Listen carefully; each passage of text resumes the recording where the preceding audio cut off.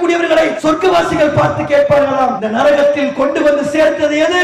நாங்கள் இந்த உலகத்தில் வாழக்கூடிய நேரத்தில் வீணான காரியங்களை செய்யக்கூடியவர்களாக நாங்கள் இருந்தோம். மார்க்கத்திற்கும் எந்த பிரயோஜனமும் இல்லை, சமூகத்துக்கும் எந்த பிரயோஜனமும் இல்லை, குடும்பத்துக்கும் எந்த பிரயோஜனமும் இல்லை, எனக்கும் எந்த பிரயோஜனமும் இல்லை. வீணான காரியங்களை செய்து கிடந்ததால் இன்னைக்கு நான் நரகத்தில் கிடக்கிறேன் என்று வாழவும் முடியாமல் சாகவும் முடியாமல் ஒரு கூட்டம் கடந்து கஷ்டப்படுமே. சிந்தித்து பார்க்கணும். பணம் வேண்டும், பதவி வேண்டும், கல்வி வேண்டும், பொருள் வேண்டும், எல்லாவற்றிற்கும் மேலாக மறுமையில் வெற்றி வேண்டும். மறுமை வெற்றி என்பது மிக முக்கியம் என்பதை ஒவ்வொருவரும் புரிந்து கொள்ளுங்க. நீங்க தேர்ந்தெடுக்கக்கூடிய படிப்பு, நீங்கள் தேர்ந்தெடுக்கக்கூடிய பதவி, நீங்கள் செல்லக்கூடிய பாதை எதை வைத்திருக்க வேண்டும் என்றால் மறுமையில் கிடைக்கக்கூடிய வெற்றியை வைத்திருக்கிறோம். ஆமா, நீங்க கலெக்டர் ஆனால் இந்த சமூகத்தில் ஆயிரக்கணக்கானவர்களை உயர்த்த முடியும். நீங்கள் ஒரு நீதிபதியானால் லட்சக்கணக்கானவருடைய வாழ்க்கையை நீங்கள் மாற்ற முடியும். நீங்கள் ஒரு போலீஸ் அதிகாரியானால் பல்லாயிரக்கணக்கானவர்களுக்கு நீங்கள் பாதுகாப்பை வழங்க முடியும். ஒரு பேராசிரியராக மாறினால் ஆயிரக்கணக்கானவர்களுக்கு நல்ல ஒரு அறிவை கொடுத்து விட முடியும். ஒரு ஆராய்ச்சியாளராக மாறினால் உலகை தலைகீழாக உங்களால் புரட்ட முடியும். எல்லாவற்றிற்கும் மேலாக ஒரு சொர்க்கம் செல்லக்கூடிய ஆராய்ச்சியாளராக, சொர்க்கம் செல்லக்கூடிய ஒரு போலீஸ்காரராக, சொர்க்கம் செல்லக்கூடிய ஒரு நீதிபதியாக, சொர்க்கம் செல்லக்கூடிய ஒரு கலெக்டராக, சொர்க்கம் செல்லக்கூடிய ஒரு மூமினாக நீங்கள் இருக்க வேண்டியது மிக மிக முக்கியமானது என்பதை ஒவ்வொரு இளைஞனும் இளம் பெண்ணும் புரிந்து வைத்துக் கொள்ளுங்கள். அஸ்ஸலாமு அலைக்கும் ரஹ்மத்துல்லாஹி பரகாத்துஹு. கண்ணியத்திற்குரிய சகோதரர்களே, சகோதரிகளே,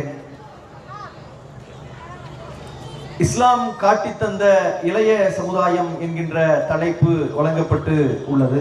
இப்ப இஸ்லாம் காட்டி தந்த இளைய சமுதாயம் அப்படின்னு சொன்னா, இன்னைக்கு இளைஞர்கள் பொதுவாக எல்லோரும் படிக்கக்கூடியவர்களாக இருக்கிறார்கள். சகோதரர் பேசும்போது கூட சொன்னாங்க, இன்னைக்கு படிக்கக்கூடியவர்களுடைய எண்ணிக்கை கூடியிருக்கிறது. நிறைய பேர் கல்லூரிகளுக்கு போறாங்க, படிக்கிறாங்க. பலர் படிப்பை முடித்தும் விடுகிறார்கள். ஆனால் அதுல ஒரு விஷயத்தை அவர்கள் மேற்கோளிட்டு காமிச்சாங்க. உலக கல்வியை படிப்பதற்கு காட்டக்கூடிய ஆர்வம் மார்க்கத்தை அறிந்து கொள்வதிலும் அதன்படி நடப்பதிலும் இல்லை என்கின்ற ஒரு விஷயத்தை காண்பித்தார்கள். பெரும்பான்மையானவர்கள் அப்படித்தான் இருக்கிறாங்க. ரெண்டாவது, தங்களை சுற்றி நடக்கக்கூடிய விஷயங்களை குறித்து தெரியாதவர்களாகவும் இளைஞர்கள் இருக்காங்க. அது மிக முக்கியமான ஒரு விஷயமாக நாம் புரிந்து கொள்ள வேண்டியது. தன்னை சுற்றி தன்னுடைய சமூகத்திற்கு நடக்கக்கூடிய விஷயங்களை தெரிந்து கொள்வதில் ஆர்வம் காட்டாதவர்களாக இளைஞர்களில் பலர் இருக்கிறார்கள். பெரும்பான்மையானவர்கள் இருக்கிறார்கள். வருத்தத்திற்குரிய விஷயம் என்ன அப்படின்னா, இளைஞர்களாக கூடியிருக்கக்கூடிய ஒரு சபையை நோக்கி நீங்கள் சில கேள்விகளை எழுப்பினீர்களே, ஆனால் அவர்களுக்கு அதற்கான பதில் தெரியவே இல்லை. 2002 குஜராத் கலவரம் இந்தியாவினுடைய தலையெழுத்தை மாற்றிய ஒரு விஷயம். உங்களுடைய தினசரி வாழ்க்கையை பாதிக்கக்கூடிய ஒரு விஷயம். இன்றைக்கு பிரதமராக ஒருவர் உட்கார்ந்திருக்கிறார்ல, அவர் வந்ததற்கான ஆரம்ப புள்ளியாக அமைந்த ஒரு விஷயம். பில்கிஸ் பானு என்கின்ற பெயரை கேள்விப்பட்டவர்கள் எத்தனை பேர்? இப்ப நம்ம என்ன யோசிக்க வேண்டி இருக்குன்னு சொல்லி கேட்டீங்கன்னா, ஒரு பெண்ணுக்கு இவ்வளவு கொடூரங்கள் நடக்கவே கூடாது.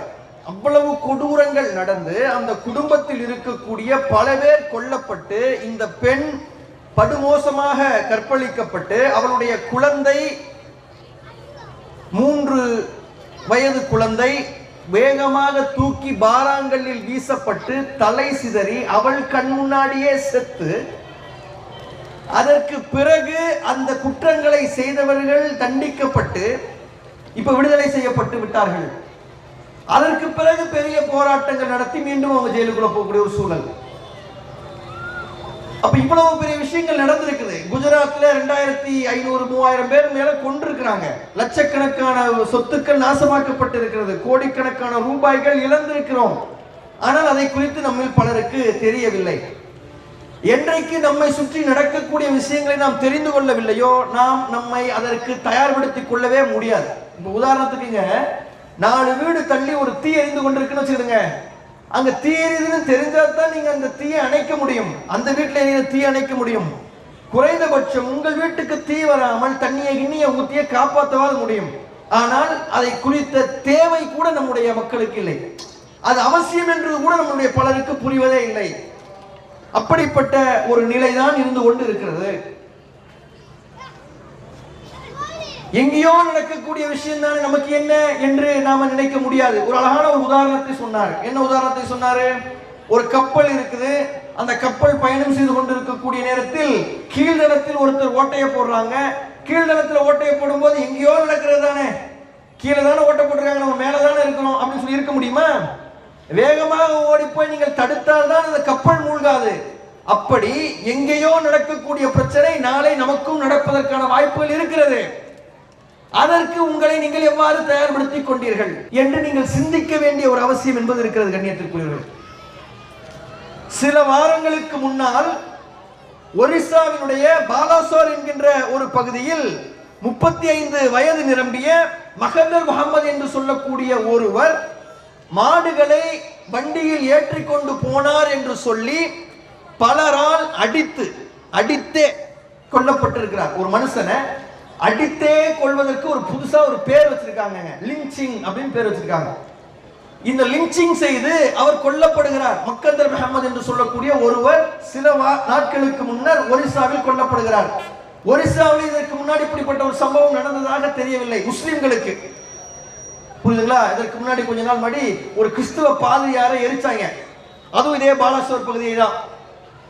எரித்து கொன்னவர் யாரு? அவர் இன்னைக்கு எம்பியா இருக்கிறார். எரித்து கொன்னதாக குற்றம் சாட்டப்பட்டவர் இன்னைக்கு எம்பியாக இருக்கிறார், பிஜேபியில எம்பியாக இருக்கிறார். அவருடைய அதே பகுதியில் தான் இன்னைக்கு ஒரு முஸ்லீமை அடித்து கொண்டிருக்கிறார்கள். மாடை கூட்டுட்டு போனார்னு, வண்டியை கொண்டுட்டு போனார்னு. இப்படி கொல்லப்பட்டவர்களுடைய எண்ணிக்கையை நீங்கள் எடுத்துக்கொண்டால் இதுவரை இந்த நாட்டில் ஆயிரக்கணக்கில் இருக்கிறது. ஆயிரக்கணக்கான பேர் இப்படி கொல்லப்பட்டு இருக்கிறார்கள் இந்தியாவில். முகமது அஹ்லாக்னு ஒருத்தருக்கு 2014 கொல்லப்பட்டார். முகமது அஹ்லாக் என்பவர் யாருன்னு சொல்லி கேட்டீங்கன்னா, அவர்தான் முதலாக உத்தரப்பிரதேசத்தில் இப்படி கொல்லப்பட்டவராக நம்பப்படுகிறது. மோடி அவர்கள் ஆட்சிக்கு வந்த உடனே நடந்த முதல் படுகொலை உத்தரப்பிரதேசத்தில் நடக்குது. அவர் எங்க இருக்கிறாரு? அவர் வீட்டில் இருக்கிறாரு. திடீரென்று உத்தரப்பிரதேசத்தில் இருக்கக்கூடிய அவர் வீட்டில் இருக்கக்கூடிய அவர் அன்னைக்கு பக்ரீத் பண்டிகையை முடித்துவிட்டு வீட்டில் இருக்கக்கூடிய நேரத்தில் பக்கத்தில் இருக்கக்கூடிய ஒரு கோயிலில் ஒரு அனௌன்ஸ்மெண்ட். என்ன அனௌன்ஸ்மெண்ட் பண்ணப்படுகிறது? அது கோயிலை சார்ந்தவர்கள் அனௌன்ஸ் பண்ணல, சில குண்டர்கள் அனௌன்ஸ் பண்றாங்க. ஏன்னா இந்துக்களுக்கும் இந்துத்துவாவுக்கும் வித்தியாசம் தெரியும். இப்ப நம்ம பேசிக் கொண்டிருக்கிறது எதுவுமே இந்துக்களுக்கு எதிரானது இல்லை. இந்துக்கள் வேறு, இந்துத்துவா வேறு. புரியுதா உங்களுக்கு? இந்து மதத்தை பின்பற்றுபவர்கள் வேறு, இந்து மதத்தை வைத்து அரசியல் செய்யக்கூடிய இந்துத்துவா வேறு. இப்ப நாம பேசுவது யாரைன்னா, உத்தரப்பிரதேசத்தில் இருந்த இந்துத்துவத்தை வைத்து அரசியல் செய்யக்கூடியவர்களை பற்றி பேசுறோம். அந்த அரசியல் செய்யக்கூடிய அவர்கள் என்ன செய்யறாங்கன்னா, அங்க இருக்கக்கூடிய மைக்ல அனௌன்ஸ் பண்றாங்க, ஒரு பசுமாடை அறுத்து அஹ்லாக் அவர்களுடைய வீட்டில் இருக்கக்கூடிய ஃப்ரிட்ஜில் அது வைக்கப்பட்டிருக்கிறது, நம்முடைய கோமாதாவை கொன்று விட்டார்கள் என்று ஒரு விஷயம் சொல்லப்பட்டு அவர் வீடு புகுந்து அடித்து செங்கலால் தாக்கி வீட்டு வாசல் வரை இழுத்து சென்று அவரையும் அவருடைய மகனையும் அடி என்று அடித்து அவருடைய வீட்டு வாசலிலேயே முகமது அஹ்லாக் மரணிக்கிறார். முகமது அஹ்லாக் யாருன்னு சொல்லி கேட்டீங்கன்னா, அவருடைய பையன் இந்திய ராணுவத்தில் வேலை பார்த்து கொண்டிருக்கிறார். இந்திய ராணுவத்தில் வேலை பார்க்கக்கூடிய ஒருவரினுடைய தந்தை அவருடைய வீட்டு வாசலில் வைத்து 2014 படுகொலை செய்யப்பட்டார். இன்னைக்கு 2026 இருக்கிறோம். ஏறக்குறைய 12 வருடங்களானது. இதை குற்றம் சாட்டப்பட்டவர்கள் யாரும் தண்டிக்கப்படவில்லை. அதை மீறி என்ன நடக்குதுன்னு சொல்லி கேட்டீங்கன்னா, இதில் குற்றம் சாட்டப்பட்டிருக்கக்கூடியவர்கள் குற்றவாளிகளாக வாதம் நடந்து கொண்டிருக்கக்கூடியவர்களை விடுவிக்க வேண்டும் என்று அந்த மாநிலத்தினுடைய பிஜேபி அரசு கோர்ட்டுல போய் ஃபைல் பண்றாங்க. எவ்வளவு மோசமான ஒரு சம்பவம்! ஒரு குற்றவாளியை தண்டிக்க வைப்பதற்காக வாதாடுவதுதான் அரசாங்கம். இப்போ உங்களுக்கும் இன்னொருவருக்கும் இடையில சிவில் தகராறு, அதாவது ஒரு குடுக்கல் வாங்கல் தகராறு, நிலம் தகராறுனா நீங்க 2 பேரும் வழக்கு போடுவீங்க. உங்களுக்கு எதிராக அவங்க, அவங்களுக்கு எதிராக நீங்க வழக்கு போடுவீங்க. அதுல ஒருவர் வித்ரா பண்ணிக்கலாம், அதற்கு பிறகு அந்த வழக்கு முடிஞ்சது அது. ஆனால் ஒரு கொள்ளை, இப்படிப்பட்ட விஷயங்கள் நடக்குதுன்னு வச்சுக்கிட்டுங்களேன். யார் வழக்கு போடுவாங்கன்னா அரசாங்கம் வழக்கு போடும் உங்கள் மீது. குற்றவாளியின் மீது யார் வழக்கு போடுவார்கள் என்றால் அரசாங்கம் தான் வழக்கு போடும்.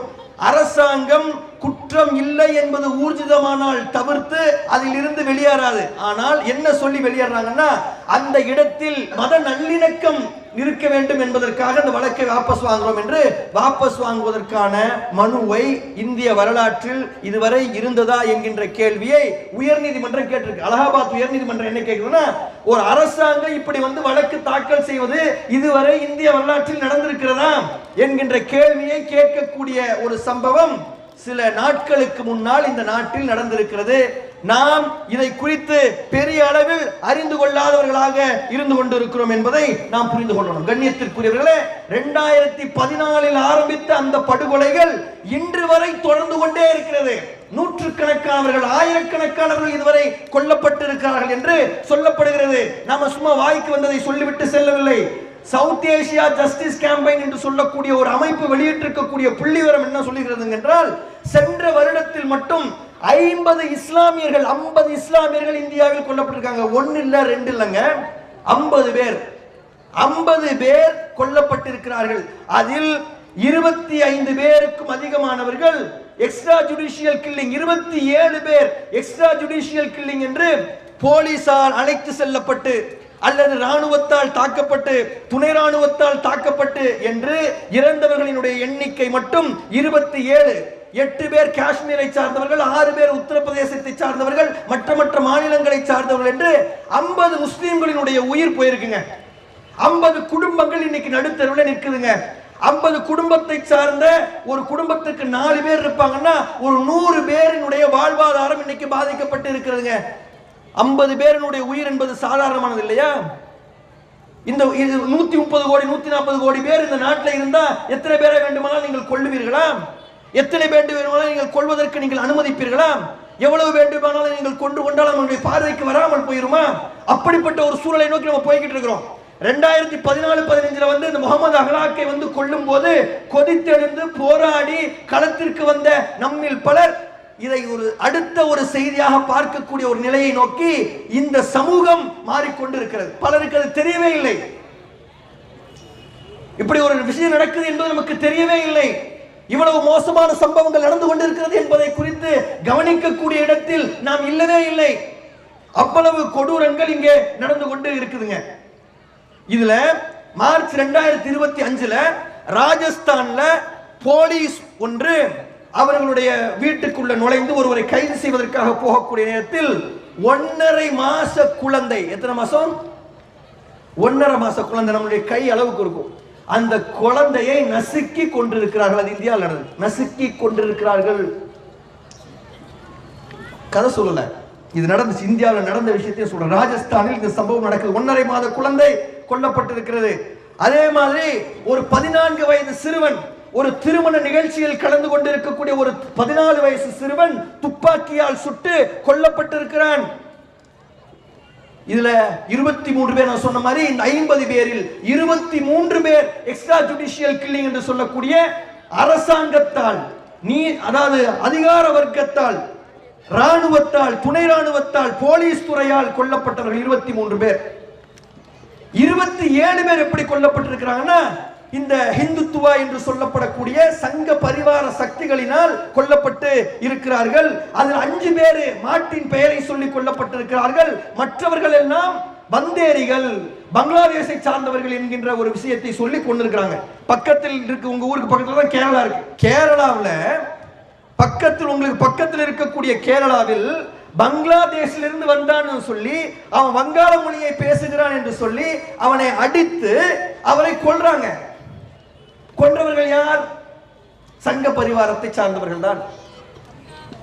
நடக்குது இந்த நாட்டில். இவ்வளவு படுகொலைகள் நடக்குது. நமக்கு இது ஒரு சாதாரண விஷயமாக மாறிக்கொண்டே இருக்குதுங்க. இதை பற்றி நம்ம பெரிய அளவில் யோசிக்கவே இல்லை. இதை குறித்து நம்ம பெரிய அளவுக்கு கவலைப்படவே இல்லை. எந்த அளவிற்கு கொலைகள் நடக்கிறதோ அந்த அளவிற்கு இஸ்லாமியர்களை குறித்த வெறுப்பு பேச்சு, முஸ்லிம்களை குறித்து மோசமான பேச்சு, முஸ்லிம்களை குறித்து தவறான பேச்சு, முஸ்லிம்களை குறித்து அளவுக்கு மீறிய பேச்சுக்கள் நடக்குது. இப்ப நடக்குது இல்ல?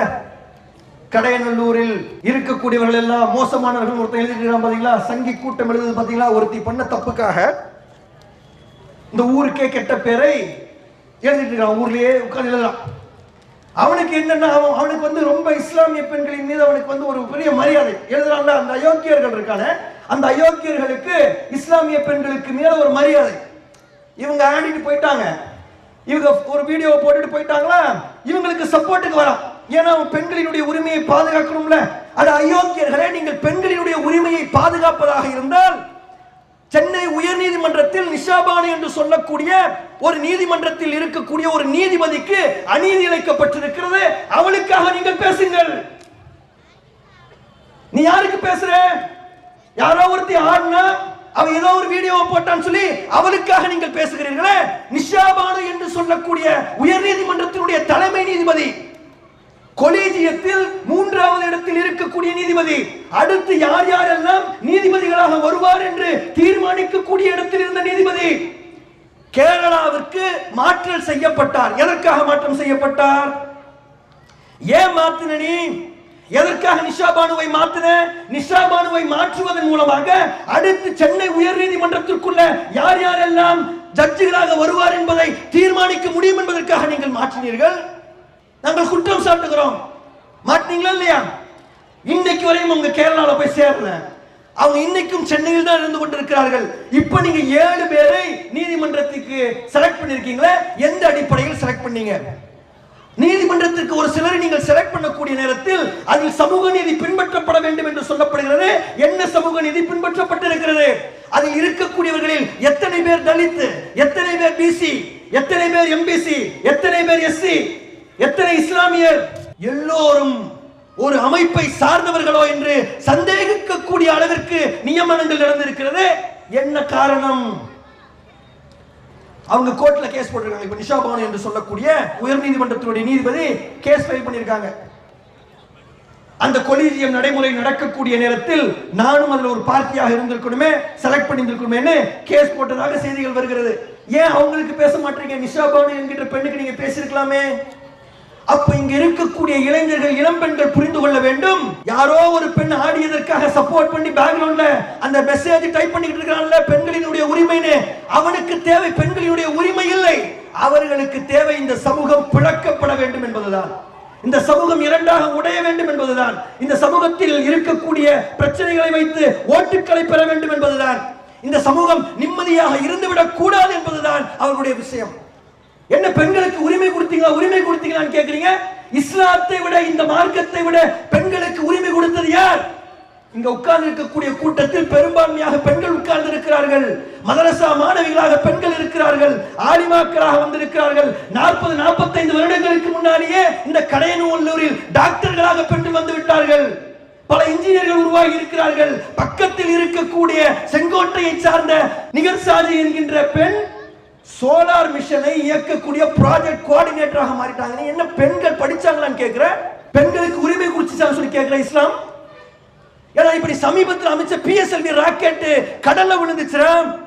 ஆனால் நிகர்சாஜி என்று சொல்லப்படக்கூடிய பக்கத்தில் இருக்கக்கூடிய செங்கோட்டையை சார்ந்த இஸ்லாமிய பெண் ப்ராஜெக்ட் டைரக்டராக இருந்த அந்த சோலார் மிஷன் சக்சஸ்ஃபுல்லா போச்சு. அதையும் பேச மாட்டேன். ஆதித்யா என்கின்ற அந்த மிஷன் யார் அதுக்கு ப்ராஜெக்ட் டைரக்டர்? நிகர்சாஜி. எங்க படிச்சாங்க? எங்க பக்கத்துல இருக்கக்கூடிய செங்கோட்டையில படிச்சவங்க, இந்த தென்காசி மாவட்டத்தை சார்ந்தவங்க. இது பெண்களினுடைய உரிமைக்கு ரொம்ப அப்படியே உட்காரத்தை வாங்கிட்டு வரீங்க. இது பலருக்கு புரிய மாட்டேங்குது. இந்த கண்ணியத்திற்குரிய நீங்க புரிந்து கொள்ளணும். இங்க எப்படிப்பட்ட ஒரு விஷயங்கள் நடக்கிறது என்பதை நீங்கள் புரிந்து கொள்ள வேண்டும். இந்த சங்க பரிவாரங்கள் எப்படிப்பட்ட செயல்களை செய்கிறார்கள் என்பதை நீங்கள் புரிந்து கொள்ள வேண்டும். இன்னைக்கு எப்படிப்பட்ட ஒரு ட்ரெண்ட் போய்கிட்டு இருக்குன்னு சொல்லி கேட்டீங்கன்னா, ஹிஜாபை அணிந்து கொள்வதன் மூலமாக சில தவறான விஷயங்களில் இஸ்லாமியர்களை அடையாளப்படுத்துகிறார்கள். நாம் தமிழர் கட்சியினுடைய கூட்டங்களில் புர்கா அணிந்த பெண்களை வைத்துக் கொண்டு பெரியாரை திட்டுகிறார்கள். அதன் மூலமாக ஒட்டுமொத்த இஸ்லாமிய சமுதாயமும் பெரியாருக்கு எதிராக இருப்பது போன்று காட்டுகிறார்கள். விஜயினுடைய கூட்டத்தில் புர்கா அணிந்து கொண்டிருக்கக்கூடிய பெண்களை நிறுத்தி ஒட்டுமொத்த இஸ்லாமிய பெண்களும் விஜய்க்கு பின்னாடி இருப்பது போன்று காட்டுகிறார்கள். விஜய் வந்து ஏதாவது நல்லது செய்ய, பிஜேபியை எதிர்த்து 4 வார்த்தை பேசு, நெஞ்சுரத்தோட நில்லு, உன்னுடைய ஜனநாயகம் படத்தை நிறுத்திருக்கிறான்ல, சவுண்ட் விடு. திருப்பரங்குன்றத்தில் ஒரு பிரச்சனை நடந்துச்சுல, பிஜேபி செய்வது தவறு என்று பேசு. பேச மாட்டீங்களே, சத்தம் வர மாட்டேங்குது. அப்ப இங்க இருக்கக்கூடிய ஆண்களும் பெண்களும் புரிந்து கொள்ள வேண்டும், நமக்காக அரவணைப்பாக சப்போர்ட்டாக பேசுகிறோம் என்று சொல்லக்கூடிய எல்லோரும் உண்மையை பேசவில்லை. அதை பிரித்தறிந்து பார்க்க வேண்டிய அறிவு இருக்கணும். அப்ப நாம புரிந்து கொள்ளணும், இங்க இருக்கக்கூடிய இளைஞர்களும் இளம் பெண்களும் புரிந்து கொள்ளணும். சிலர் உங்களை சப்போர்ட் பண்ற மாதிரி வராங்க, சப்போர்ட் பண்ற மாதிரி பேசுறாங்க. எளிமையாக யாரையும் பார்த்து ஏமாந்து விடாதீர்கள். ஆழமாக யோசிக்க வேண்டிய அவசியம் என்பது இங்க இருக்கக்கூடிய ஒவ்வொருவருக்கும் இருக்கிறது. அப்போ நம்ம எதற்காக இந்த விஷயத்தை சொல்கிறோம் என்றால், வெறுப்பு பேச்சுக்கள் சோசியல் மீடியாக்களில் லட்சக்கணக்கில் இன்னைக்கு இஸ்லாமியர்களுக்கு நடந்து கொண்டிருக்கிறது. கடந்த ஆண்டில் மட்டும் 1318 வெறுப்பு பேச்சுக்களுக்கு எதிரான வழக்குகள் பதியப்பட்டிருக்கிறது. 2024 13% அதிகரித்திருக்கிறது. அதாவது 100 பேர் இதுவரையும் பேசியிருக்கிறானா, 2024 130 பேர் பேசியிருக்கிறான், 30 பேர் கூடியிருக்கிறான். நீங்க 2023 ஒப்பிட்டீங்கன்னு வச்சுக்கீங்க, 2023 100 பேர் பேசியிருந்தானா 2025 இப்ப எவ்வளவு பேசிட்டு இருக்கானா 200 பேர் பேசுறான். டபுளாக பேசுறான். என்ன பேசுறான்? உங்களை பற்றி தப்பா தான் பேசுறான், உங்களை பற்றி மோசமாக தான் பேசுறான். இங்க நடுநிலை நாடகம் போட்டுக்கொண்டு ஒரு சிலர் இருப்பார்கள். அவர்களுடைய முகத்திரை எல்லாம் எப்ப கிளியும் சொல்லி கேட்டீங்கன்னா, இந்த மாதிரி சந்தர்ப்பங்கள்ல தான் கிளியும். இந்த மாதிரி சந்தர்ப்பங்களில் கிளியக்கூடிய முகத்திரையை பார்த்தோம். இந்த சமீபத்தில் இந்த சோசியல் மீடியாக்கள் அவர்கள் செய்யக்கூடியதை பார்த்தோம். சோசியல் மீடியாவை பற்றி ஏன் இந்த மேடையில் பேச வேண்டிய தேவை வருகிறது என்றால், சோசியல் மீடியாவை வைத்து மக்களுடைய உள்ளங்களை மாற்ற இன்றைக்கு இருக்கக்கூடிய செய்திகளில் 40-45% அதிகமான செய்திகள் சோசியல் மீடியாக்களின் மூலமாக மட்டும்தான் பரவுகிறது என்று புள்ளி விவரங்கள் சொல்லுது. அந்த சோசியல் மீடியாவில் தான் உங்களை பொய்யாக சித்தரிக்கிறார்கள், மோசமானவர்களாக பேசுகிறார்கள், வாட்ஸ்அப்புகளில் உங்களை குறித்து தவறானதாக எழுதுகிறார்கள். சோசியல் மீடியாக்களை பயன்படுத்தித்தான் இன்றைக்கு ஆட்சி மாற்றங்களே நடக்கிறது. நீங்க என்ன யோசிக்க வேண்டும் என்பதை சோசியல் மீடியாக்கள் தீர்மானிக்கிறது. உங்களுடைய சர்ச் ஹிஸ்டரியை வைத்து எல்லா விஷயங்களையும் அவன் தீர்மானிக்கிறான். அப்படிப்பட்ட ஒரு சூழலில் இன்னைக்கு நாடு போய் கொண்டிருக்கிறது. அப்போ இவ்வளவு மோசமான விஷயங்கள் இன்னைக்கு சோசியல் மீடியாக்களில் நடந்து கொண்டிருப்பதை நாம் பார்த்து கொண்டிருக்கிறோம். அவ்வளவு வெறுப்பு பிரச்சாரங்கள் இங்கே சோசியல் மீடியாவில் நடந்து கொண்டு இருக்கிறது. கண்ணியத்திற்குரியவர்களே, நான் இந்த லிஞ்சிங் சம்பந்தமான விஷயங்களை குறித்தெல்லாம் பேசியிருந்தேன். சமீபத்தில் நடந்த ஒரு விஷயம், எந்த அளவிற்கு இந்த வெறுப்புகள், நம்முடைய அடையாளத்தை குறித்த வெறுப்பு, நம்முடைய பெயரை குறித்த வெறுப்பு இந்த நாட்டில் இருக்கிறது என்பதை நீங்கள் புரிந்து கொள்ள வேண்டும். இந்த லிஞ்சிங் சொல்லி சொல்றோம்ல, அடித்தே கொள்வது, அதை குறித்து ஒருவர் புத்தகம் எழுதினார். ஹிந்துவினுடைய அசோசியேட் எடிட்டராக இருக்கக்கூடிய ஜியாவுஸ் சலாம் என்று சொல்லக்கூடிய ஒருவர், நல்ல பெரிய தாடிலாம் வச்சிட்டு இருக்கிறார். சித்தார்த் வரதராஜன் என்று சொல்லக்கூடிய ஒரு பத்திரிகையாளர் இருக்கிறார். அவர் த வயர் என்கின்ற ஒரு பத்திரிகையை அவர் நடத்துகிறார். அவர் த ஹிந்துவினுடைய எடிட்டராக நியமிக்கப்பட்டு அதற்கு பிறகு நீக்கப்பட்டார். அதற்கு பிறகு த வயர் என்கின்ற பத்திரிகை அவர் ஆரம்பித்து அவர் நடத்தி கொண்டிருக்கிறார். இந்த வயர் என்கின்ற பத்திரிகையை சார்ந்த சித்தார்த் வரதராஜனும் ஜியாவுஸ் சலாமும் டெல்லியில் இருந்து கேரளாவுக்கு ஒரு விஷயத்திற்காக பயணிக்கணும். என்ன விஷயத்திற்காக பயணிக்கணும் என்றால், அவர் ஒரு புத்தகத்தை எழுதியிருக்கிறார். என்ன புத்தகம்? Being a Muslim in Hindutva India. இந்தியாவில் இஸ்லாமியர்களாக இருப்பது என்கின்ற பெயர்ல ஒரு புத்தகத்தை எழுதுறார். சரிங்களா? அந்த புத்தகம் மலையாளத்தில் டிரான்ஸ்லேட் செய்யப்படுகிறது. அவங்க சென்னையிலும் வெளியிட்டு இருந்தார் ஜியாவுஸ் சலாம். அவர் மாப் லிஞ்சிங் சம்பந்தமாக ஒரு புத்தகத்தை ஏற்கனவே எழுதியவர். அவர் தான் இந்த புத்தகத்தை எழுதுற. என்ன புத்தகம்னா, being a Muslim in Hindutva India இப்படின்னு ஒரு புத்தகம். அந்த புத்தகத்தை வெளியிடுவதற்காக அவர் கேரளாவுக்கு வரார். உங்க ஊர் பக்கத்தில் இருக்கக்கூடிய கேரளா. அவங்க என்ன, ஒரு ஏஜென்சி கிட்ட, ஒரு டிராவல் ஏஜென்சி கிட்ட கொடுத்து டிக்கெட் புக் பண்ணுவாங்க. டிராவல் ஏஜென்சி கிட்ட கொடுத்து டிக்கெட் புக் பண்ணும்போது என்ன நடக்குதுன்னா, அந்த டிக்கெட்டை தப்பா புக் பண்ணிடுறாங்க. தப்பான என்ன, இப்போ சித்தார்த் வரதராஜன் அப்படின்னு இருந்துச்சுன்னா அதில் SIDHARTH இந்த மாதிரி அது வார்த்தைகள் இருக்குல்ல, அதில் நடுவில் ஒரு வார்த்தையை விட்டுறாங்க. THக்கு பதிலாக ஒரு TARTH. அப்பவும் சித்தார்த்து தான் படிக்க முடியும். ஒரு வார்த்தை ஒரு ஈய விட்டுறாங்க. அதே மாதிரி ஒரு ஜியாவுஸ் சலாம், இவருடைய வார்த்தையில அந்த US விட்டுறாங்க, ஜியா சலாம்னு வந்துருது. அவருக்கு சித்தார்த் வரதராஜன் ஒரு HMS. இந்த மாதிரி ஒரு சிறு பிழை. அது எங்க இருந்து டிராவல், இன்டர்நேஷனல் டிராவல் கூட கிடையாது. டெல்லியிலிருந்து கேரளாவுக்கு டிராவல் பண்ணணும். ஒரு டிராவல் ஏஜென்சில கொடுத்து டிக்கெட் புக் பண்றாங்க. அந்த டிராவல் ஏஜென்சி பேரை தப்பா பிரிண்ட் பண்ணிடுறான். தப்பா புக் பண்ணிட்டான். ஒரே ஒரு எழுத்தோ 2 எழுத்தோ மிஸ்ஸிங், அவ்வளவுதான். நீங்களாம் ஏர்போர்ட்டுக்கு போயிருப்பீங்க. ஏர்போர்ட்டுக்கு போகும்போது ஏர்போர்ட் வாசல்ல அந்த செக்யூரிட்டி நிற்பாங்க. யாரு? அந்த சிஐஎஸ்எஃப் நிற்பாங்க. அவங்க அந்த டிக்கெட் பார்ப்பாங்க, உங்களுடைய ஐடி கார்டை பார்ப்பாங்க. பார்க்கும்போது டிக்கெட்ல இருக்கிறதும் இதுவும் மேட்ச் ஆகலையே அப்படின்னு சொல்லி 2 பேர்கிட்டயுமே சொல்றாங்க. சித்தார்த் வரதராஜனுக்கும் சொல்றாங்க, ஜியாவுஸ் சலாமுக்கும் சொல்றாங்க. அவங்க சொல்றாங்க, ஏங்க நான் தான் சித்தார்த் வரதராஜன். அவர் இந்தியாவிலே ஒரு ஃபேமஸான ஒரு பத்திரிகைக்காரர். ஜியாவுஸ் சலாமும் அப்படித்தான். பேர் தப்பா பிரிண்ட் பண்ணிட்டாங்க. நான் கொடுத்தது ஒரு ஆளுகிட்ட கொடுத்தோம், அவன் தப்பா பிரிண்ட் பண்ணிட்டாங்க. பாருங்க, என்னுடைய ஐடி கார்டு, ஆதார் கார்டு இதுதான், என்னுடைய பேன் கார்டு இதுதான், என் முகத்தையும் பாருங்க, இதையும் பாருங்க, பல டாக்குமெண்ட்ஸை காமிக்கிறாங்க. சித்தார்த் வரதராஜனும் ஜியாவுஸ் சலாமும் காமிக்கிறாங்க. சித்தார்த் வரதராஜனை உள்ளுக்குள்ள போக அலோவ் பண்ணிட்டாங்க. நீங்க போங்கட்டாங்க. ஜியாவுஸ் சலாமை அலோவ் பண்ணல. அவரும் காமிக்கிறார். அவர் சாதாரண ஆள் இல்லைங்க. த ஹிந்து என்று சொல்லப்படக்கூடிய இந்தியாவில மிகப்பெரிய ஒரு பத்திரிகையினுடைய அசோசியேட் எடிட்டரா இருக்காரு. இருக்குரிய 20-25 வருஷத்துக்கு மேல பத்திரிகையாளரா இருக்கிறாரு. அவருடைய கம்பெனியுடைய ஐடி கார்டு எடுத்து காமிக்கிறார். ஒரு சின்ன எழுத்துப்பிழை நாட் அலௌட் அப்படின்றாங்க. கடைசியில் அவர் எழுதிய புத்தகத்தை டிரான்ஸ்லேட் பண்ணி வெளியிடப்பட வேண்டிய புத்தக நிகழ்ச்சி அவர் இல்லாமல் கேரளாவில் நடந்தது. இதை யாரு சொல்றதுன்னா, சித்தார்த் வரதராஜன் ஒருத்தர் போனார்ல, அவர் சொல்றாரு, நான் இங்க வரும்போது நிறைய கண்டென்ட் எடுத்துட்டு வந்தேன்.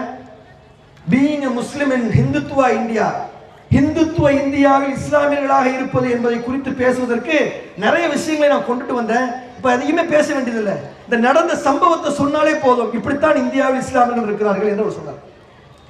இஸ்லாமியர்கள் நிலை இப்படித்தான் இருக்கிறது.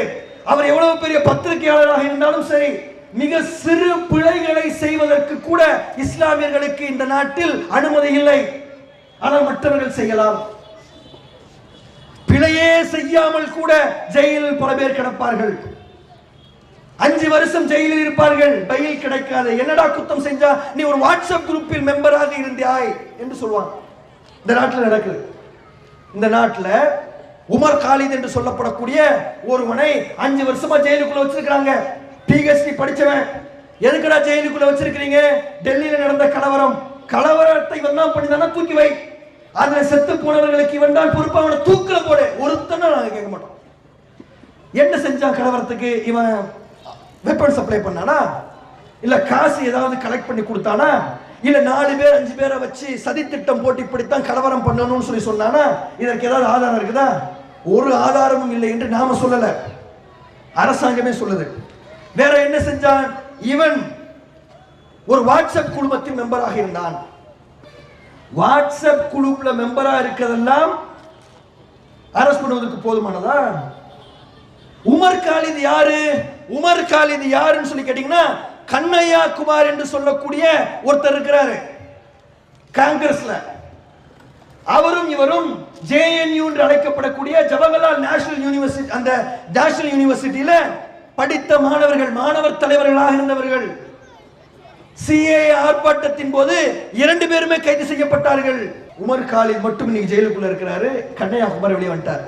உமர் காலிதின் மீது இருக்கக்கூடிய குற்றங்கள் இதுவரை நிரூபிக்கப்படவில்லை. இதுவரை அவர் மீது சார்ஜ் ஷீட் ஃபைல் பண்ணப்படவில்லை. அவர் மீது இருக்கக்கூடியது பெரும் குற்றம் என்று சொல்லப்படுகிறது.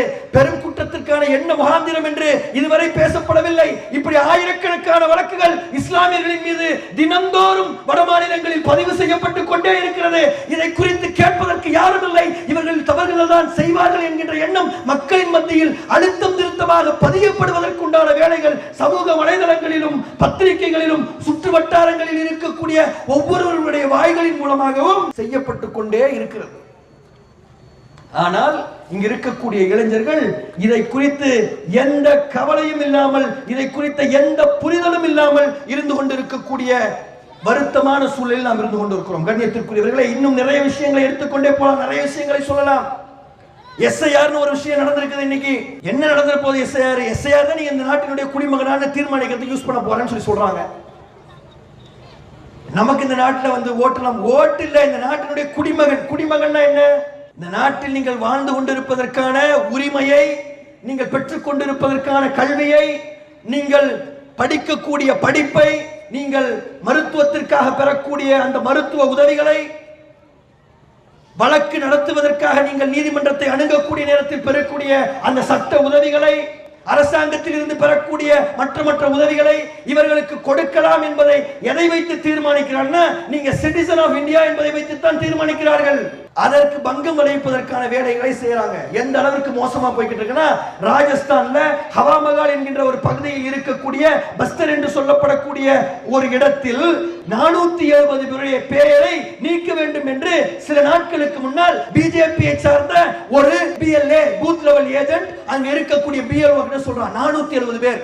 சட்ட விதி என்ன சொல்லுதுன்னு சொல்லி கேட்டீங்கன்னா, 24 மணி நேரத்தில் 10 பேர் குறித்த அப்ஜெக்ஷன் மட்டும்தான் உன்னால் தெரிவிக்க முடியும். ஆனா அவர் 2 நாளில் 470 பேரை குறித்த அப்ஜெக்ஷனை தெரிவித்து அவ்வளவு பேரையும் நீக்கும் சொல்றான். 470 பேர் என்பது அந்த பூத்தில் இருக்கக்கூடிய 50% வாக்காளர்கள். உங்க பூத்துல 100 பேர் இருக்கிறான்னா 50 பேரை நீக்குன்னு சொல்லக்கூடிய ஒரு வேலையை செய்யறான். ஏன் செய்யறான் என்று யோசித்தால், அந்த தொகுதியில் அதற்கு முன்னர் பாலமுகுந்த் ஆச்சாரியா என்று அழைக்கப்படக்கூடிய ஒரு எம்எல்ஏ வந்திருக்கிறாரு. அவர் வெற்றி பெற்ற வாக்குகளினுடைய எண்ணிக்கை வெறும் 900 வாக்குகள் வித்தியாசத்தில் வெற்றி பெற்ற இந்த மகாராஜ் என்று அழைக்கப்படக்கூடிய பாலமுகுந்த் ஆச்சாரியாவை வெற்றி பெறுவதற்காக அங்க இருக்கக்கூடிய பிஎல்ஏ வேலை செய்கிறான். அந்த பிஎல்ஓ என்று சொல்லக்கூடிய பூத் லெவல் ஆபீசர் வெளியே வந்து ஆடியோ போட்டுட்டு தற்கொலை பண்ணுவதற்கான முயற்சியை செய்தான் என்பது சில நாட்களுக்கு முன்னால் நடந்த சம்பவம். இப்படி ஒவ்வொரு ஊர்லயும் நடக்குது. மேற்கு வங்காளத்தில் நிறைய பேர் தற்கொலை பண்ணி செத்தான். இங்க என்ன நடந்திருக்குதுன்னு தெரியாது. பிப்ரவரி மாசம் வந்தாதான் தெரியும். பிப்ரவரி மாசத்துல இவர்கள் அந்த விஷயங்களை வெளியிடக்கூடிய நேரத்தில் தான் நமக்கு தெரியும் இவர்கள் என்ன அநியாயங்களை செய்து வைத்திருக்கிறார்கள் என்பதை நம்ம புரிந்து கொள்ளணும். ஆனா இந்த நேரத்தில் நம்மை சுற்றி இருக்கக்கூடிய இளைஞர்கள், இளம் பெண்கள் எப்படி இருக்கிறாங்க? சமூகத்தை குறித்த புரிதலோடு இருக்கிறார்களான்னு கேட்டா தெரியலங்க. சம்பவங்கள் அதை நமக்கு புலப்படுத்துற மாதிரி இல்லை. சமீபத்தில் ஒரு சம்பவம் நடக்குது. ஒரு ஊர்ல, பீகார்ல ஒரு ட்ரக் ஒண்ணு, ஒரு மீன் வண்டி ஒரு 14 வயசு சிறுவனின் மேல இடிச்சிருது. அந்த 14 வயசு சிறுவன் கீழே விழுந்து ரத்தம் சிந்தி உயிருக்காக போராடி கொண்டிருக்கிறான்.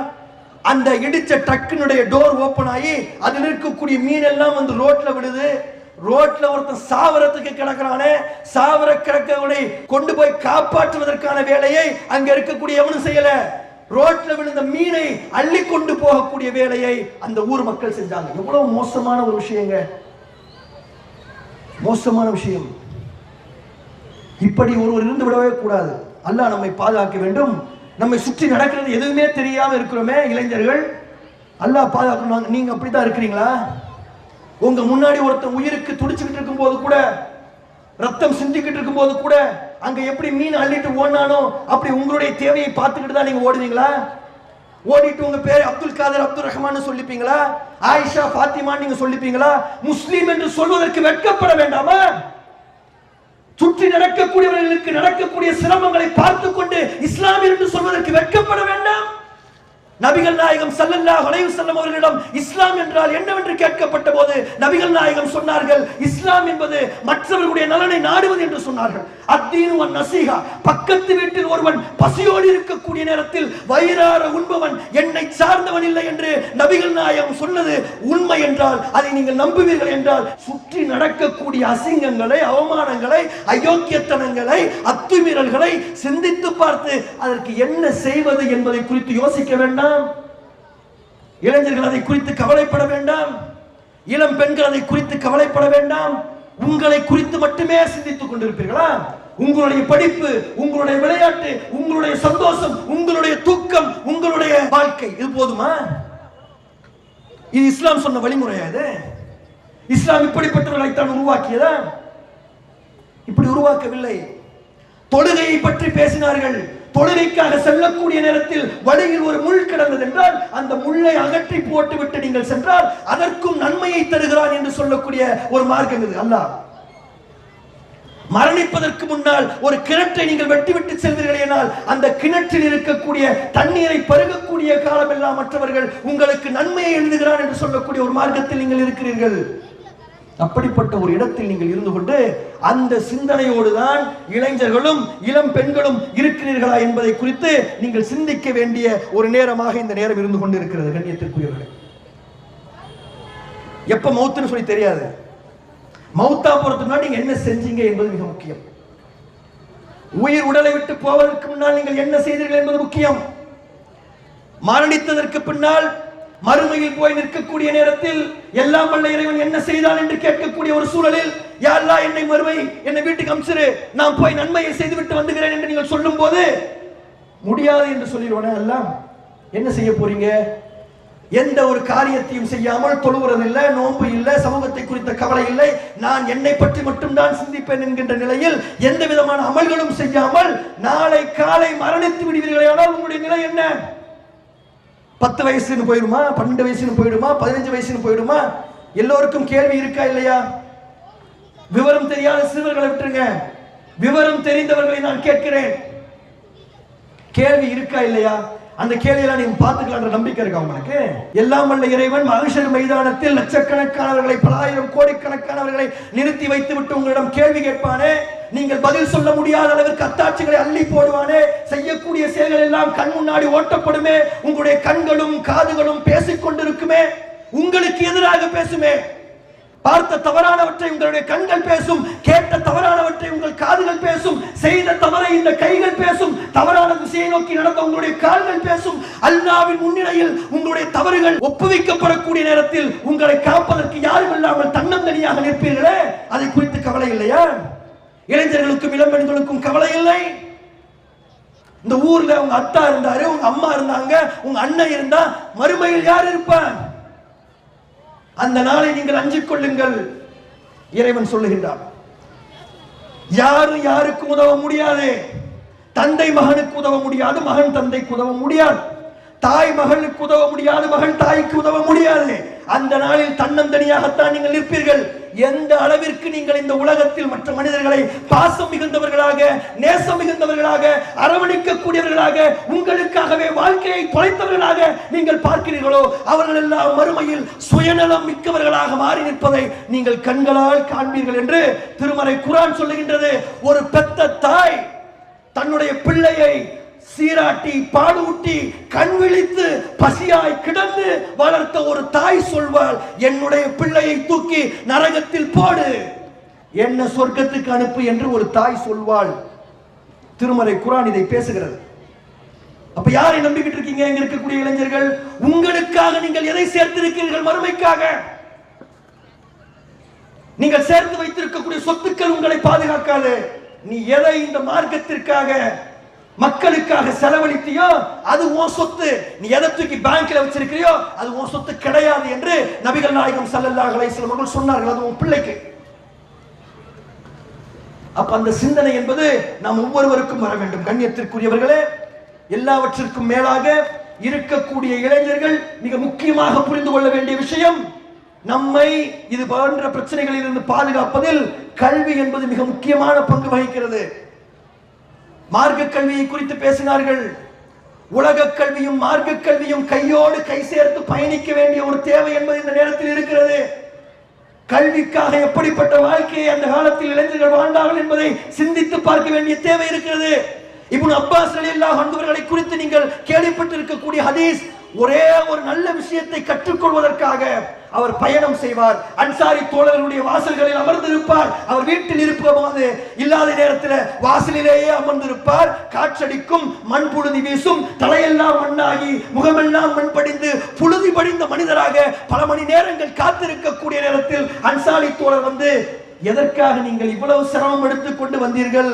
நாங்க உங்களுக்கு வந்து சொல்லிக் கொடுத்திருப்போமே. இல்லை, கற்றுக்கொள்வதற்கு மிகவும் தகுதியானவனாக நான் இருக்கிறேன் என்று சின்னம் சிறு வயதில் இருந்து அந்த நபித்தோழர் இருந்தாரே, அப்படி எத்தனை பேர் இருக்கிறோம் இங்க படிக்கிறதுக்கு அவ்வளவு ஆர்வமாக, மார்க்கத்தை, தம்மை சுற்றி இருக்கக்கூடிய விஷயங்களை சமூக சிந்தனையுடையவர்களாக. இஸ்லாமிய சமுதாயம் இரண்டாக பிளவுபட்டு கிடந்த நேரத்தில் இஸ்லாமிய சமூகத்தை ஒன்று சேர்ப்பதற்காக அந்த இப்னு அப்பாஸ் ரலியல்லாஹு அன்ஹு அவர்கள் போய் நின்று முஅ்தஸிலாக்களிடம் பேசி அவர்களின் பலரை சத்தியத்தின் பக்கம் திரும்பி கொண்டு வந்தாரே. எத்தனை பேர் அந்த மாதிரி கெப்பாசிட்டியோட இருக்கிறீங்க இங்க? ஆண்களிலும் பெண்களிலும் எவ்வளவு பெரிய ஆளா இருந்தாலும் மார்க்க விஷயங்களை, உலக விஷயங்களை அள்ளி போட்டு அல்லாஹ் நாடினால் உங்களுடைய மனதை மாற்றி சத்தியத்தின் பக்கம் அழைத்து வந்து விடுகிறேன், அதற்கான ஆளுமையும் கல்வியும் என்னிடம் இருக்கிறது என்று நெஞ்சுரத்தோடு சொல்லக்கூடிய எத்தனை பேர் இருக்கிறோம்? அப்படித்தான் இளைஞர்கள் இருந்தார்கள். அப்புறம் நம்ம சிலருக்கு எப்படிப்பட்ட ஒரு விஷயம் எல்லாம் தேவைப்படுது, எப்படிப்பட்ட விஷயங்கள் ஆசைப்படுறோம்னா பகட்டு பகட்டு அப்படி ஜிகி ஜிகி ஜிகி ஜிகின்னு இருக்கணும். பலபலன்னு காரு, பலபலன்னு வீடு,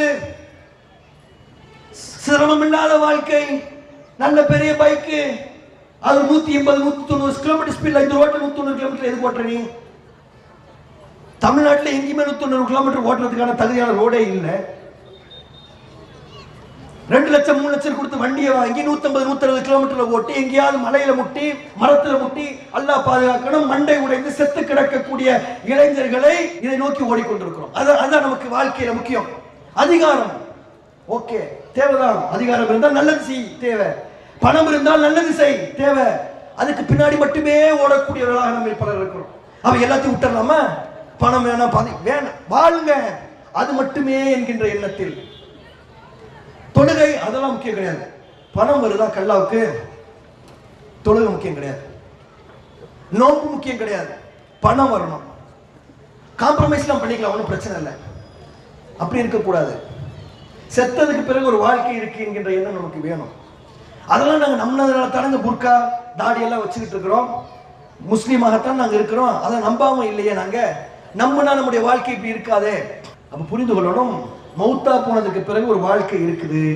இந்த உலகத்துல நாம ஒழுங்கா வாழலைன்னா அல்லாஹ் பாதுகாக்கணும், செல்லக்கூடிய இடமாக நரகம் இருந்துவிடும். நரகம் என்பது தங்கும் இடத்தில் மிகவும் கெட்டது, அதில் வாழ்வவும் முடியாது, சாகவும் முடியாது, மிகவும் கொடூரமானது, கொதிக்கக்கூடிய நீரை கொண்டிருக்கக்கூடியது, மிக கடுமையான நெருப்பை கொண்டிருக்கக்கூடியது, 70 மடங்கு வெப்பம் நிறைந்தது. அவர்களை கொண்டு போய் அங்கு இருக்கக்கூடிய தூணில் கட்டி நெருப்பால் தாக்கப்படக்கூடிய நேரத்தில் நரகவாசிகள் கதறி அழுவார்கள். கதறக்கூடிய கதறல் சத்தம் பல மைல்களுக்கு அப்பால் கேட்கும். பிரம்மாண்டமான தீயால் மனிதர்கள் அங்கே பொசுக்கப்படுவார்கள். ஒட்டகத்தை போன்று, மிகப்பெரிய கட்டிடங்களை போன்று அங்கே நெருப்பு பிழம்புகள் இருக்கும். மஞ்சள் நிறத்தில் மனிதனை அழித்து தாக்கக்கூடியதாக, வெப்பம் நிறைந்ததாக அது இருக்கும். அங்கே அவர்கள் சங்கிகளால் பிணைக்கப்பட்டு கொடுமையாக கஷ்டப்படுத்தப்படுவார்கள். அவர்களுக்கு வழங்குவதற்காக உணவுகள் வழங்கப்படும். அந்த உணவு உண்டால் கொழுக்கக்கூடியதாக இருக்காது. அவர்களுக்கு கொதிநீர் வழங்கப்படும். அந்த கொதிநீர் அவர்களுடைய தொண்டை குழிகளுக்குள் செல்லக்கூடிய நேரத்தில் குடல்கள் எல்லாம் துண்டாகி போய்விடும். அவர்களுக்கு சீல் நீர் புகட்டப்படும். அந்த சீல் நீர் புகட்டப்படக்கூடிய நேரத்தில் எல்லா புறங்களில் இருந்தும் அவர்களை மரணம் நெருக்கும். மரணித்து விட வேண்டும் என்று ஆசைப்படுவார்கள். ஆனால் மரணம் அவர்களுக்கு வந்து சேராது. அவர்களுக்கு சட்டை வழங்கப்படும், நெருப்பால் செய்யப்பட்டிருக்கும். அவர்களுக்கு போர்வை வழங்கப்படும், நெருப்பால் செய்யப்பட்டிருக்கும். படுப்பதற்கு பாய்கள் வழங்கப்படும், அது நெருப்பால் செய்யப்பட்டிருக்கும். எங்கு நோக்கினும் நெருப்பு, எங்கு நோக்கினும் அலறல் சத்தம், எங்கு நோக்கினும் கதறல் சத்தம். நரகவாசிகளுக்கு கிடைக்கக்கூடிய தண்டனை. நரகத்தில் கிடக்கக்கூடியவர்களை சொர்க்கவாசிகள் பார்த்து கேட்பார்களாம், இந்த நரகத்தில் கொண்டு வந்து சேர்த்தது எது? அவர்கள் சொல்வார்கள், காலு லம் நகு மினல் முஸல்லீன், இந்த உலகத்தில் வாழக்கூடிய நேரத்தில் நாங்கள் தொழக்கூடியவர்களாக இல்லை. நாங்கள் இந்த உலகத்தில் வாழக்கூடிய நேரத்தில் வீணான காரியங்களை செய்யக்கூடியவர்களாக நாங்கள் இருந்தோம். வீணான காரியங்கள், வீணான காரியங்கள். மார்க்கத்திற்கும் எந்த பிரயோஜனமும் இல்லை, சமூகத்துக்கும் எந்த பிரயோஜனமும் இல்லை, குடும்பத்துக்கும் எந்த பிரயோஜனமும் இல்லை, எனக்கும் எந்த பிரயோஜனமும் இல்லை. பிரயோஜனம் இல்லாத வீணான காரியங்களை செய்து கிடந்ததால் இன்னைக்கு நான் நரகத்தில் கிடக்கிறேன் என்று வாழவும் முடியாமல் சாகவும் முடியாமல் ஒரு கூட்டம் கடந்து கஷ்டப்படுமே. அப்படிப்பட்ட கூட்டமாக இங்க இருக்கக்கூடிய இளைஞர்களும் இளம் பெண்களும் ஆகிவிட வேண்டுமா? சிந்தித்து பார்க்கணும்.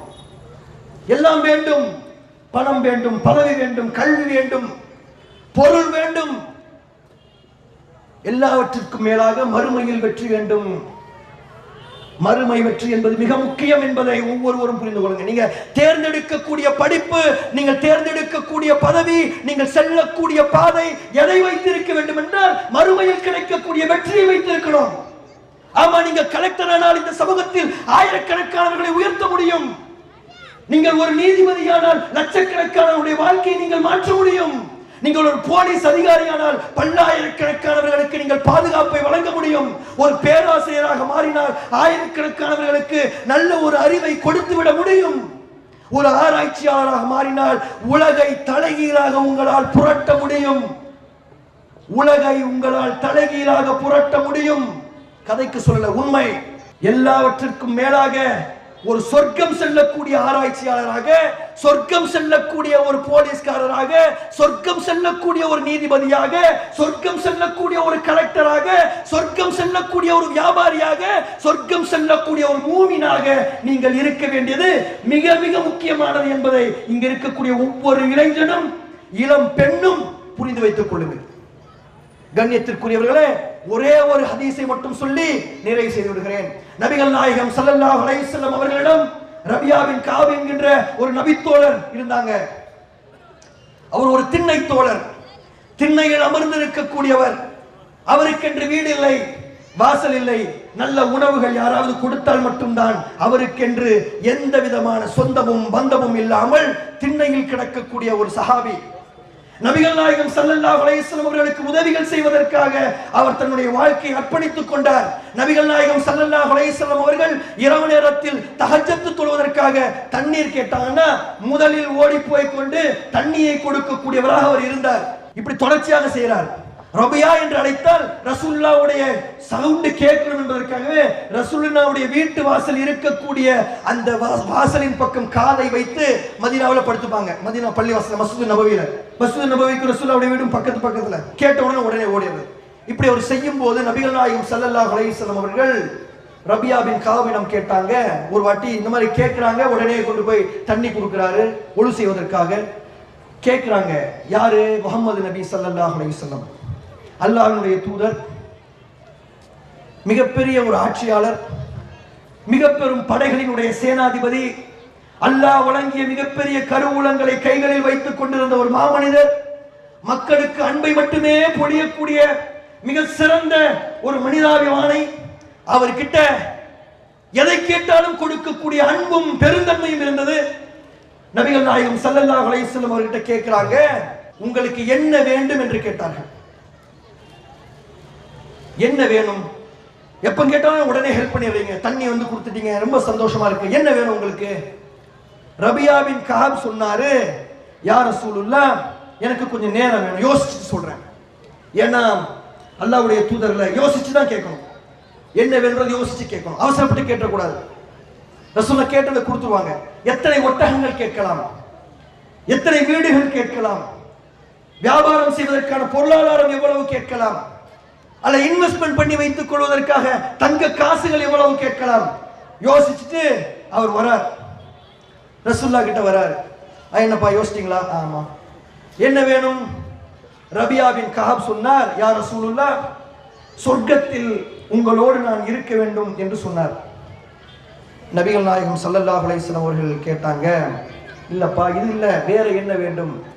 சொர்க்கத்தில் உங்களோடு நான் இருக்க வேண்டும் என்று மீண்டும் சொன்னார். கண்ணியத்திற்குரியவர்களே, பசியோடும் பட்டினியோடும் வீடில்லாமல் இருந்த அந்த நபித்தோழர் சொர்க்கம் செல்ல வேண்டும் என்று ஆசைப்பட்டாரே.